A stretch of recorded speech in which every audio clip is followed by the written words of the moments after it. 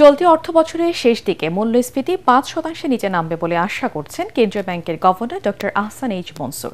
বিদেশি বিনিয়োগ কমলেও সংস্কার বাস্তবায়নে নির্বাচিত সরকার এলে তা বাড়বে বলে জানান তিনি।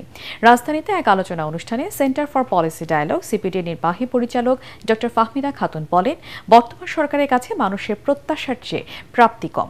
রপ্তানি প্রবাসী আয়ে অগ্রগতি থাকলেও ২০২৪ অর্থ বছরের তুলনায় কমেছে জিডিপি প্রবৃদ্ধি।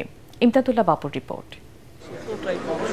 অন্তর্বর্তী সরকারের ৩৬৫ দিন শীর্ষক এই সংলাপের আয়োজন করে centre for policy dialogue CPD. এক বছরে অন্তর্বর্তীকালীন সরকার অনেক ধরনের উদ্যোগ নিয়েছে। আমরা দেখেছি যে 11টা সংস্কার কমিশন হয়েছে, অনেক সময় এগুলোর মধ্যে গেছে, কিন্তু আসলে মূল জায়গা যে মানুষের জীবন জীবিকার উপরে যে একটা প্রভাব পড়েছে সেইটার থেকে আসলে মানুষকে স্বস্তি দেওয়া, সেখানে কিন্তু সত্যিকার অর্থে আমরা তেমন একটা উদ্যোগ দেখতে পাইনি, স্বস্তিটাও আসেনি। এতে বক্তারা অভিযোগ করেন, এক বছরে অন্তর্বর্তী সরকার সংস্কারের বিভিন্ন উদ্যোগ নিলেও তা অর্থনীতিতে তেমন প্রভাব ফেলতে পারেনি।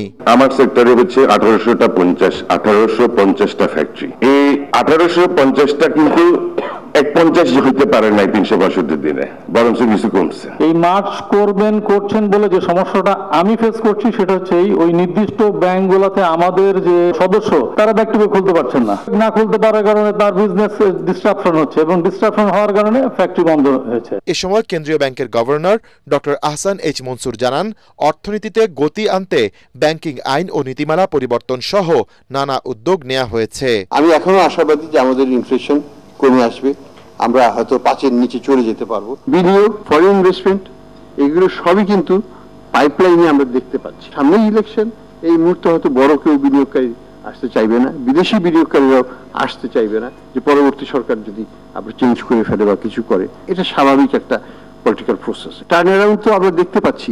যদি বলে যে বাংলাদেশে কি কোনো ক্রাইসিস আছে, না কোনো ক্রাইসিস নাই। অনুষ্ঠানে শ্রম উপদেষ্টা সাখাওয়াত হোসেন জানান, অন্তর্বর্তী সরকার রাষ্ট্র কাঠামোর গঠনগত যে সংস্কার করে দিয়ে যাবে তা নির্বাচিত সরকার অনুসরণ করলে দেশের চেহারা পাল্টানো সম্ভব।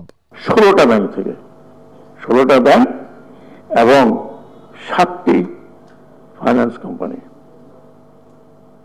নাও what happens to this economy when you talking about? প্রত্যাশা আপনাদের অনেক ছিল, 48,000 কোটি টাকা নিয়ে গেছে। 365 দিনে এই অবস্থার থেকে আপনারা যে এত কিছু আশা করেছেন আকাশচুম্বী, we don't have that capacity. We tried hour level best. গালি খাচ্ছি, আরো খাচ্ছি, ইউটিউব ইজ ওপেন, যা আর খুশি তাই বলে যাচ্ছে, আর এগুলো হজম করতে হচ্ছে। সংলাপে রাজনীতিবিদরা জানান, দেশের মানুষের প্রত্যাশা অনুযায়ী রাজনৈতিক সংস্কৃতির পরিবর্তন করা হবে। গণতন্ত্রের ধারাবাহিকতায় স্বচ্ছতা, জবাবদিহিতা, জনগণের অংশগ্রহণ, প্রশাসনিক বিকেন্দ্রীকরণের এই ধারার মধ্য দিয়ে যদি যেতে পারি, হয়তোবা কিছুটা আগাবে। আপনাদের যে প্রত্যাশাটা, আকাঙ্ক্ষা ধারণ করার চেষ্টা করছি। আমরা জানি বাংলাদেশের মানুষের ধৈর্য নাই। আপনারা 6 মাস পর আমাদেরকে বলবেন নিয়ে গেরাও যদি আমাদের নির্বাচিত হয়। আর সেই জন্য আমরা প্রস্তুতি দিচ্ছি ডে 1 থেকে যাতে পারফরমেন্স করা যায়। দেশের উন্নয়ন এবং জনগণের প্রত্যাশা পূরণে সব শ্রেণী পেশার মানুষের সহযোগিতাও চান রাজনীতিবিদরা। ইমদাদুল্লাহ বাবু, ATN বাংলা, ঢাকা।